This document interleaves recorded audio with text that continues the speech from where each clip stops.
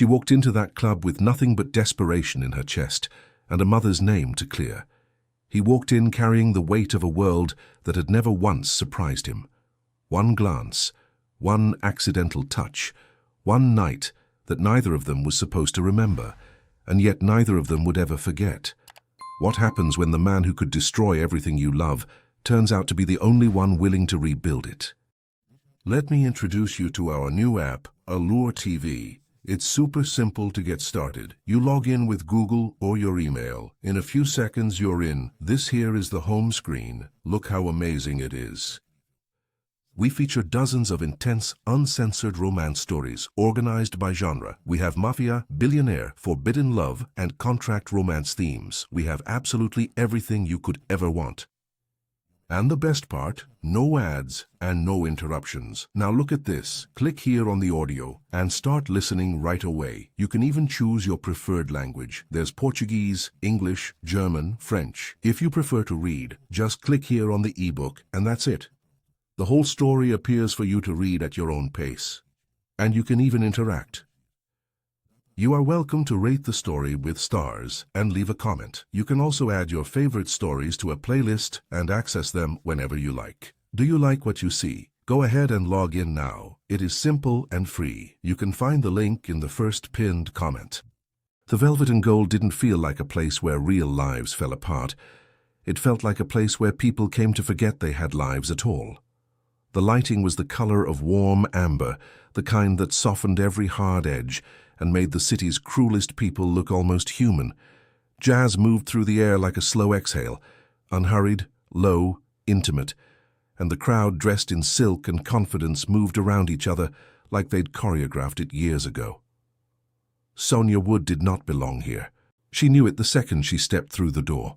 She was wearing the only dress she owned that didn't look like it came from a clearance rack, a deep burgundy wrap dress that her mother had bought her 2 birthdays ago, before everything collapsed. Her heels were borrowed. Her composure was borrowed too, held together with a kind of desperate dignity that only people who've hit absolute rock bottom ever really master. 3 hours earlier, she had watched her mother Emma be placed in handcuffs. The charge was financial fraud.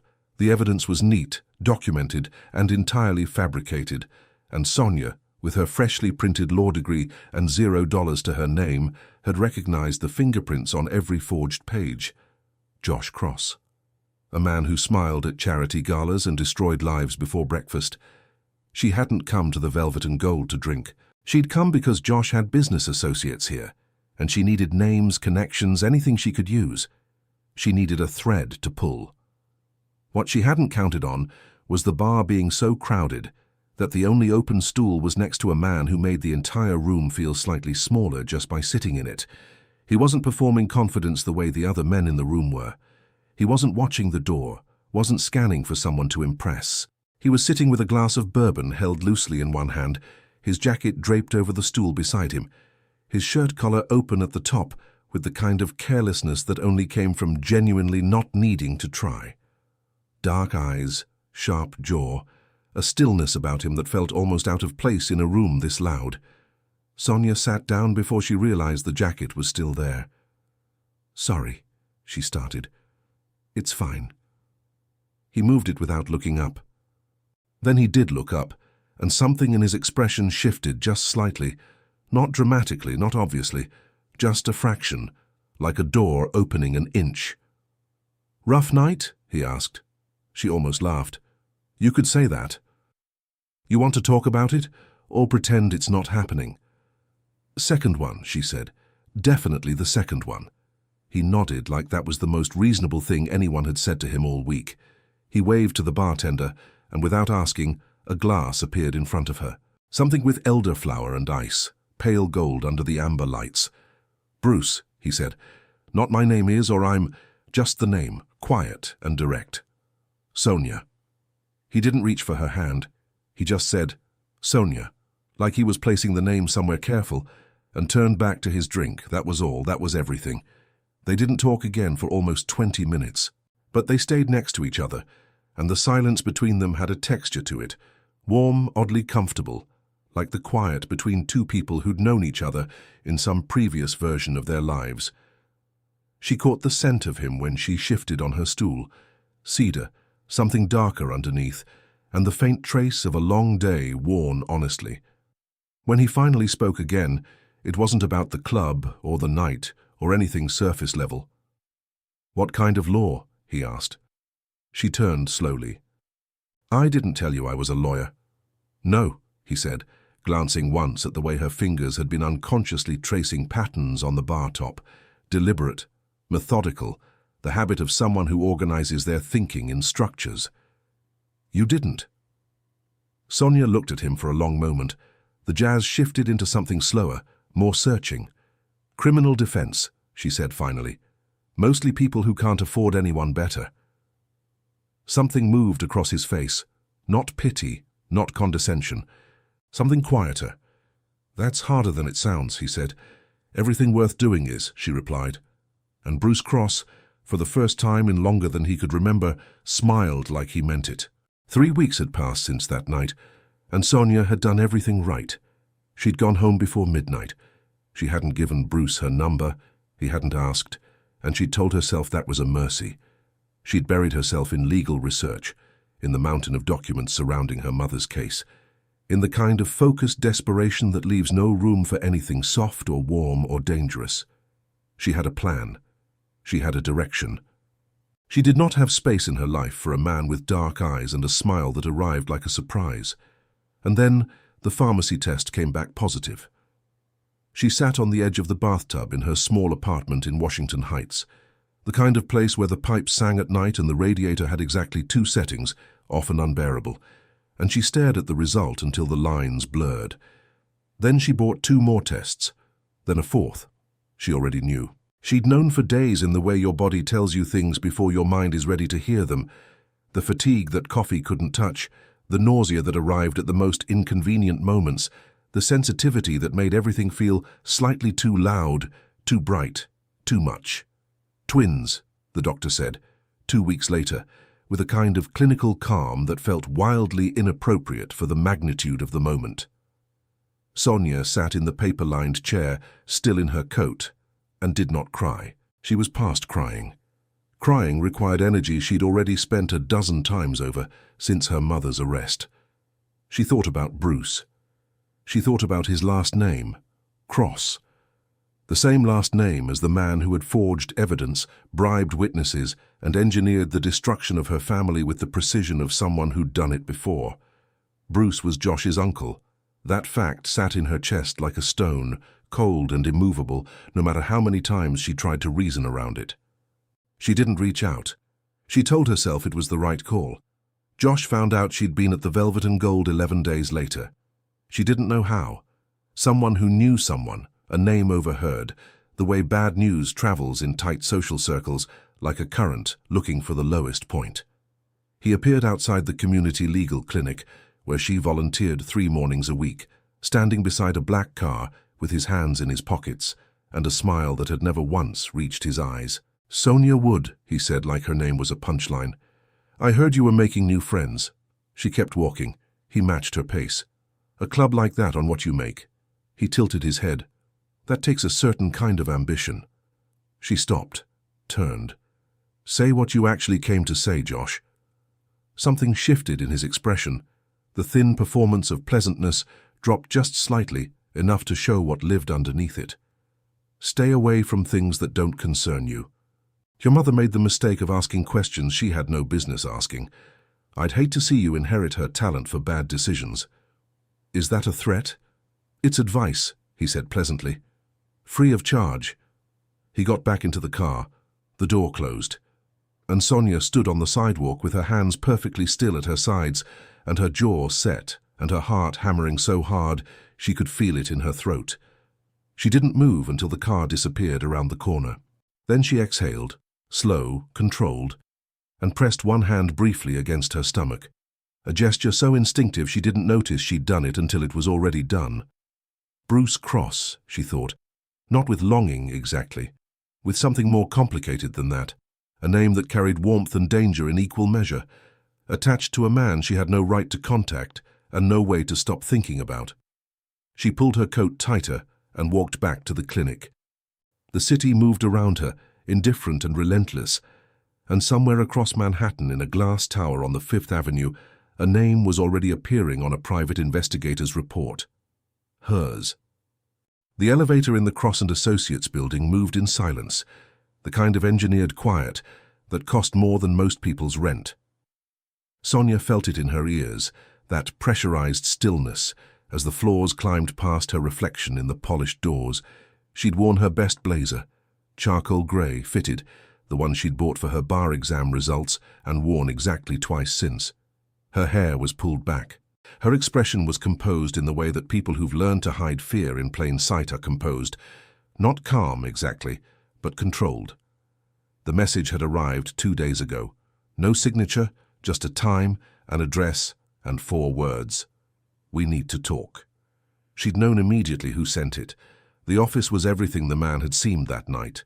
Precise, understated, expensive without announcing itself. Floor-to-ceiling windows framed the city like a painting, and the skyline outside looked almost unreal in the flat morning light. There were no unnecessary objects on the desk, no framed certificates on the walls, just clean lines, dark wood, and a stillness that felt deliberately maintained. Bruce was standing at the window when she entered. He didn't turn immediately. She had a few seconds to collect herself, which she suspected was intentional. When he did turn, his expression was exactly what she'd feared: closed, professional. The warmth from that night at the bar had been packed away somewhere she couldn't see. "Sit down, Sonia." "I'd rather stand." A pause. He studied her for a moment, then moved to his side of the desk without pushing the point. "You know why you're here." "You had someone follow me," she said. Not accusation, just fact, delivered flatly. "I had someone make sure you were safe." He said it without apology, but something in the delivery wasn't quite as cold as it was trying to be. "There's a difference." "Is there?" He leaned forward slightly, hands folded on the desk. "Are you pregnant?" The word landed in the room like something physical. Sonia held his gaze, and this was the thing that seemed to throw him. She could see it. The fact that she didn't flinch, didn't deflect, didn't reach for an excuse. "Yes," she said. The silence that followed had weight. "Is it mine?" "Yes." He was quiet for a long moment, long enough that she counted her own heartbeats without meaning to. His jaw worked slightly, and she watched him cycle through something internal. Several somethings, probably, before his face settled back into its controlled arrangement. "I'll need confirmation," he said. "A paternity test." "I expected that." "It's not—" He stopped, tried again. "It's not a question of whether I believe you." "Then what is it a question of?" He looked at her then, really looked, the way he had that night at the bar when she'd said everything worth doing is harder than it sounds. Like he was recalibrating something. "Protection," he said quietly. "Legal protection. For both of you." Sonia said nothing. She was too busy trying to keep her breathing even, because the way he'd said both of you had done something unexpected to the wall she'd carefully built on the walkover. The test was arranged that same afternoon. Results came back in 72 hours, a number that she spent largely not sleeping, drinking too much chamomile tea, and refusing to let herself imagine any version of what came next. When Bruce received the confirmation, he read it alone at his desk, long after his assistant had gone home. The office was dim except for the city glow pressing in through the windows. He sat with it for a while, the document in front of him, the silence around him. The persistent, inconvenient memory of a woman in a burgundy dress who had looked at him without wanting anything, which was so rare in his life, it had practically stopped his heart. Something inside Bruce Cross, something that had been functioning on pure mechanism for years, shifted, not broke, not dissolved, just cracked open, slightly, enough to let something in. He picked up his phone and made 2 calls. The first was to his attorney. The second was to a building manager in Upper East Side. The apartment on East 74th Street was the kind of place Sonia had only ever seen in photographs. Not ostentatious. Bruce hadn't struck her as someone who used space to perform wealth, but it was quietly, undeniably beautiful. High ceilings, Wide windows that caught the afternoon light and held it like something precious. Hardwood floors that didn't creak. A kitchen with actual counter space. The kind of apartment that made you exhale the moment you walked through the door, like the building itself had decided you were allowed to relax now. She'd resisted for 4 days before accepting. It wasn't pride exactly. Or maybe it was exactly that, pride wrapped in something more defensible like logic. She had her own place, she had routines. She didn't want to feel like a problem being managed. But then Josh had appeared outside the clinic again, closer this time, and the look on his face had been different, less theatrical, more deliberate. And that night she'd barely slept, lying in her apartment, listening to every sound the building made. She called Bruce at 7 in the morning. He answered on the second ring, already awake, already composed, and said only, "I'll send someone for your things this afternoon." "No, I told you so. No performance of being right. Just the quiet efficiency of a man who'd already been waiting for this call." What surprised her was how often he came. The first visit made sense. He came to check that the security setup was working, that she had everything she needed, that the detail assigned to her knew her schedule. It was practical, professional. She made coffee because it seemed rude not to, and they stood on opposite sides of the kitchen island and talked logistics for 20 minutes, and it was completely, entirely fine. The second visit was harder to categorize. He arrived on a Tuesday evening with Thai food in a paper bag, offering no particular explanation beyond, "I was in the neighborhood," which was technically possible and somehow completely unconvincing. They ate at the kitchen table. He asked about her mother's case and actually listened to the answer, not the way people listen when they're waiting for their turn to talk, but the kind of listening that involves eye contact and small questions at the right moments, and a silence afterward that means the information landed somewhere real. She found herself telling him things she hadn't planned to, about the day she'd gotten into law school, and her mother had cried at the kitchen table, because she'd been so proud and so terrified at the same time. About the summer she'd interned at a public defender's office and gone home every night feeling like she'd swallowed something heavy. About the specific way Josh Cross had smiled when Emma was taken away, like he was enjoying the quality of his own work. Bruce listened to all of it without interrupting. When she finished, he was quiet for a moment. "He's been doing this longer than you know," he said. "The forging, the manipulation. I didn't see it because I wasn't looking." A pause, and then lower. "I should have been looking." It was the closest thing to an apology she'd ever heard from someone who wasn't technically apologizing, and it landed harder than any formal "I'm sorry" could have. After dinner, he didn't leave immediately. They ended up on the couch with the television on, and both of them largely ignoring it, talking instead. About cases, about the city, about a book she had on the coffee table that he picked up and turned over in his hands with genuine curiosity. At some point, the conversation slowed into comfortable silence, the kind that didn't ask anything from either of them. She noticed he laughed differently when it was just the two of them. Not the controlled social version, shorter, more contained. This was something that arrived without permission and left him looking almost surprised by it. It was, she thought, a devastating thing to witness. He left around 11. At the door, he paused with one hand on the frame, and for a half-second, something moved across his face, unscripted, unguarded, before he simply said goodnight and pulled the door closed behind him. Sonia stood in the hallway for a moment after he was gone. She pressed her fingers lightly to her sternum, where something warm and entirely inconvenient had taken up residence, and told herself firmly that it didn't mean anything. She almost believed it. The messages started on a Wednesday. Sonia noticed the first one while she was eating breakfast, her phone face up on the counter, a number she didn't recognize, a text that said simply, "You should leave New York. While you still can." She stared at it for a moment, then set the phone down and finished her toast with deliberate calm. She didn't call Bruce. She told herself it was nothing, an empty threat from a man who trafficked in empty threats, a pressure tactic designed to make her feel small and cornered and alone. She deleted the message. She went about her day. By Friday, there were 11 more. They escalated in a way that felt rehearsed, like someone turning a dial with practiced patience. First vague, then specific, then personal, in ways that made her skin tighten. One mentioned the clinic.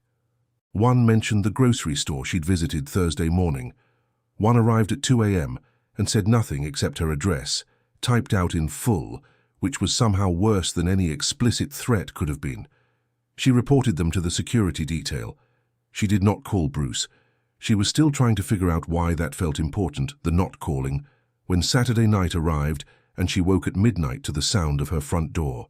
Not a knock, the door itself. Opening. The detail assigned to her building entrance had been pulled 20 minutes earlier, a fake emergency call to the lobby, she'd learn later, coordinated and deliberate. The man who stepped into her apartment moved like someone who'd been in rooms he wasn't invited into before. Josh Cross had never needed to be subtle when he was certain there were no consequences. Sonia was already on her feet when he reached the living room, phone in her hand, pulse loud in her ears, but body absolutely still. "You're trespassing," she said. "I'm visiting." He looked around the apartment with a slow, contemptuous assessment, the kind designed to remind her whose world she was living in. "Nice place. Bruce always had good taste." "Get out." "I just want to talk, Sonia." He moved closer, unhurried. "You're a smart woman. You understand how these things work. A paternity claim against a Cross, a messy legal situation, a mother in prison. That's a lot of weight for one person to carry." He tilted his head. "I'm offering you a way to put it down. You're offering me nothing I want. I'm offering you safety." His voice dropped, and the pleasantness in it evaporated entirely. "Walk away from Bruce. Leave the city. Raise those children somewhere quiet, somewhere no one is watching. And I will make sure your mother's situation becomes significantly more comfortable." The room felt very small. Sonia looked at him, really looked past the tailored jacket and the rehearsed composure, and saw exactly what he was. Not powerful, frightened, a man who forged evidence and sent midnight texts and broke into apartments because the alternative was being seen clearly, and he couldn't survive that. "No," she said. Something shifted in his expression. The performance dropped completely. He took one step toward her, and the front door opened. Bruce didn't say anything when he walked in. He took in the scene in less than 2 seconds, Sonia standing rigid near the window, Josh 3 feet from her, the particular quality of the silence in the room, and something happened to his face that she had never seen before. Not anger, exactly. Something older and colder and far more dangerous than anger. "Get out of this apartment," he said, quietly. That was the thing. How quiet it was. Josh turned. "Bruce, this is a private—" "Get out." Josh left. He didn't argue, didn't perform his way through it. He simply recognized something in Bruce's expression that told him argument wasn't available right now, and walked out the door without another word. The silence he left behind was enormous. Bruce crossed the room in 4 steps and pulled Sonia into his arms before either of them had decided that was what was happening. She felt his hand at the back of her head, his heartbeat under her cheek, faster than she expected, which meant something, and the tension that had been living in her chest for weeks finally, completely, broke open. Neither of them spoke. Neither of them moved. The city hummed quietly outside, indifferent as always, while inside that apartment, something irrevocable and irreversible quietly settled into place. The press conference lasted 14 minutes. Bruce stood at the podium in the lobby of Cross & Associates, with the Manhattan skyline framed behind him through the glass, and he spoke in the same measured, unhurried tone he used in courtrooms, precise, unambiguous, designed to leave no room for alternative interpretation. He confirmed the pregnancy. He confirmed his involvement. He used the word family twice without hesitation, without the careful hedging that public figures usually employed when navigating situations like this one. Sonia watched it from the apartment on a live stream, sitting cross-legged on the couch with both hands wrapped around a mug of chamomile tea that had gone cold 20 minutes ago. She hadn't known he was going to do it. He'd called that morning and said only, "There's something happening today that you should probably see. Don't read the comments." The comments, predictably, were catastrophic. By noon, her name had been searched 40,000 times. By 2 o'clock, people from her law school graduating class had begun surfacing on social media with opinions, some supportive, most not, and a handful so specifically cruel that they could only have come from people who'd been waiting years for a reason. Opportunist, gold digger, calculated. The words arrived in waves, and Sonia read exactly enough of them to understand the shape of the damage before she put her phone face down on the coffee table and stared at the ceiling. She was still staring at the ceiling when Bruce arrived at 5. He didn't knock with the brief businesslike rap he usually used. This knock was different. 2 beats, a pause, then one more, like punctuation. She opened the door and he was standing there in his work clothes, jacket gone, tie loosened, and he looked at her face and said nothing for a moment. "How bad?" he asked. "Survivable," she said. He almost smiled. "That's a low bar." "I've had a low bar kind of year." He came in. She made fresh tea because it gave her hands something to do, and he sat at the kitchen island and watched her move around the kitchen with the quiet attention he'd always paid her, the kind that never felt like surveillance, just presence. "You didn't tell me you were going to do that," she said back to him, reaching for mugs. "I know." "Why?" A pause. "Because if I'd asked you first, you would have told me not to." She turned around. He was watching her steadily, elbows on the counter, and there was something open in his expression that she hadn't seen there before. Or maybe she had, in flashes, in unguarded moments, but never this plainly, never this sustained. "You were right," she said quietly. "I would have." "I know," he said again. And then, "I don't care what this costs me publicly, Sonia. I need you to understand that." She held his gaze. The kitchen felt very warm and very still. The gala was 3 days later, a benefit for a legal aid foundation, which had a specific irony that wasn't lost on either of them. Bruce had been on the guest list for months. He arrived with Sonia, and he didn't position it as a statement or an entrance. He simply walked in beside her with one hand resting at the small of her back, introduced her to the people they encountered, with a naturalness that left no room for doubt or question, and stayed close all evening in the way that people stay close when proximity has stopped being a choice and become a need. She wore deep burgundy again, different dress, same instinct, and he noticed, though he said nothing about it until they stepped out onto the terrace late in the evening, the city spread below them in every direction, like something excessive and alive. The night air was cool, the skyline glittered without apology. He turned to her, and the distance between them was small enough that she could feel the warmth coming off him, could smell cedar and something warmer underneath, and his eyes found hers with that particular focus that had undone her the very first night. "I'm not good at this," he said, low, unpolished, real. "Saying things out loud that matter." "I know," she said softly. "But He stopped, exhaled, tried again, and this time the words came without architecture, without the careful legal precision he used to protect himself.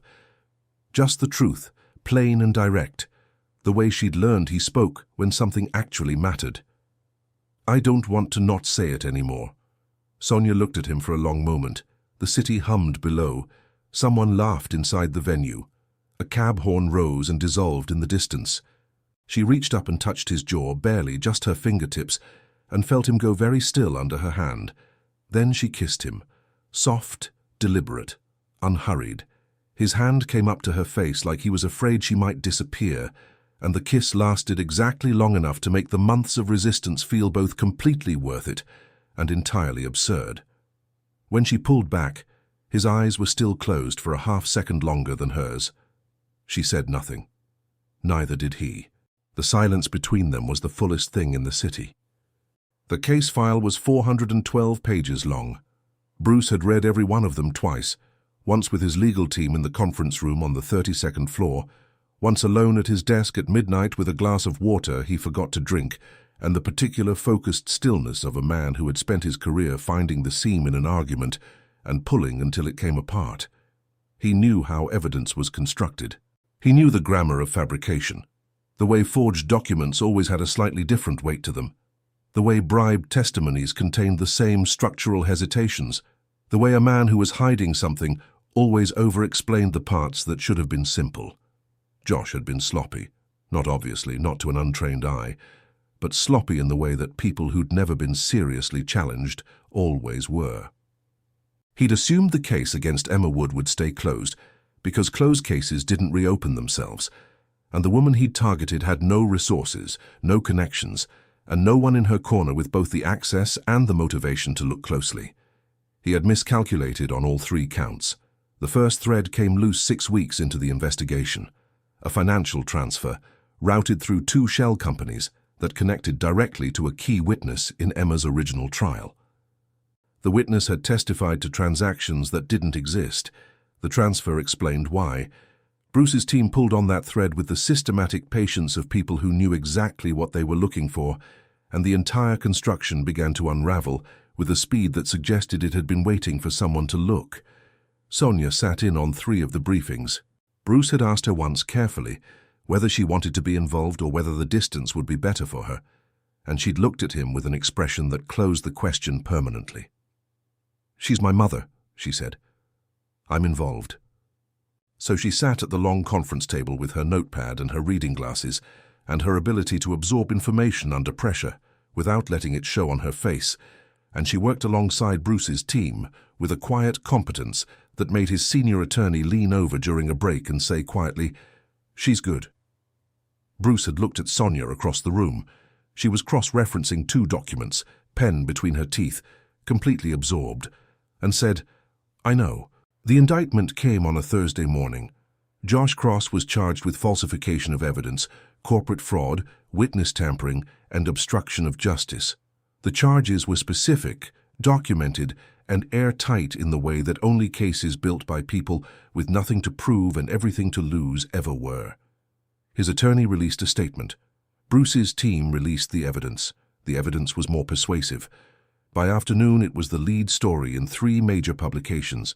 By evening, the Cross family name was attached to a scandal instead of a skyline, and Bruce sat with that for a while, the particular cost of it, the things it rearranged, and decided it was the right price. Emma Wood was officially exonerated on a Friday. Sonia was there when she walked out. She'd been there since 7 in the morning, standing on the steps in the cold with her coat buttoned to the collar and her hands in her pockets, and when the doors finally opened and Emma appeared, blinking in the light, smaller than Sonia remembered, and somehow also larger, the way people look when they've survived something, Sonia walked to her without running, without hurrying, because some moments deserve to arrive slowly. Emma saw her daughter. Then she saw the unmistakable curve beneath Sonia's coat. Then she saw Bruce, standing 3 steps back with his hands quiet at his sides, giving them the space to have this moment first. Emma Wood put both hands over her mouth and wept. Sonia held her mother and felt the weeks of controlled composure finally, quietly dissolve. She pressed her face into Emma's shoulder the way she had as a child, and behind her she heard Bruce take one slow breath, the kind a person takes when they're feeling something they don't have a word for yet. After a long moment, Emma lifted her head. She looked at Bruce over her daughter's shoulder, studied him with the particular clarity of a woman who had been given too much time to think and had used it wisely. Bruce met her gaze steadily. He didn't offer an explanation or an apology or anything polished. He simply held her look with the quiet honesty of someone who understood exactly what was being asked of him, without a word being spoken. Emma reached out and touched his arm. Once, briefly. It was the most she needed to say. The 3 of them stood on those steps while the city moved past them, indifferent, relentless, beautiful. And the last name that had once been a weapon aimed at this family had become, without anyone quite planning it, something else entirely. Snow arrived without announcement, the way the best things do. Sonia woke at 4 in the morning to a discomfort that was different from the familiar aches of the final weeks, more purposeful, more insistent, like something that had made a decision and wasn't interested in negotiation. She lay still for a moment, cataloguing the sensation with the same methodical calm she applied to everything, and then she reached for her phone, and then stopped and reached instead for Bruce, who was asleep on his side facing her, one hand resting open on the mattress between them like an offering. She touched his shoulder. He was awake in an instant, not groggy, not disoriented, just immediately present in the way she'd learned he always was when it came to her. "It's time," she said. He was out of bed before she finished the sentence. The hospital corridor smelled of antiseptic and recycled air and the specific stillness of a building that never fully sleeps. Bruce sat in the chair outside the delivery room with his elbows on his knees and his hands clasped and his eyes fixed on the middle distance, and he was, for possibly the first time in his adult life, completely without strategy. There was nothing to negotiate, no argument to construct, no position to defend. There was only the door in front of him and the woman behind it, and the fact that his heart was doing something entirely outside of his control.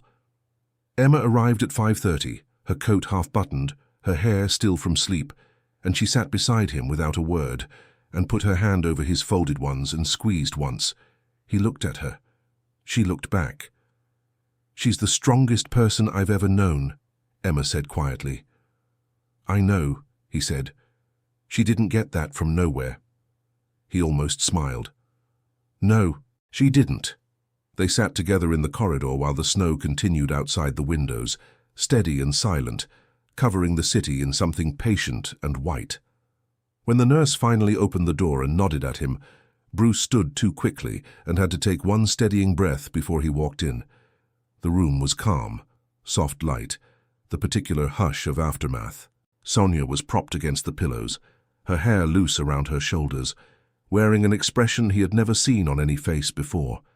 Not triumph, not relief, not even joy exactly, but something deeper than all three combined, something that looked like a person discovering for the first time what they were actually made of. She was holding two small, impossibly compact human beings, one in the curve of each arm. Bruce stopped just inside the door. He had built companies from nothing. He had won cases that weren't supposed to be winnable. He had stood in rooms full of powerful people and felt entirely unmoved.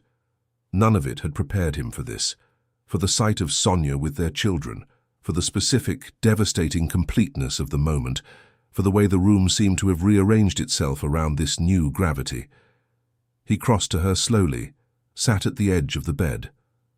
"Hi," she said. Her voice was rough and warm.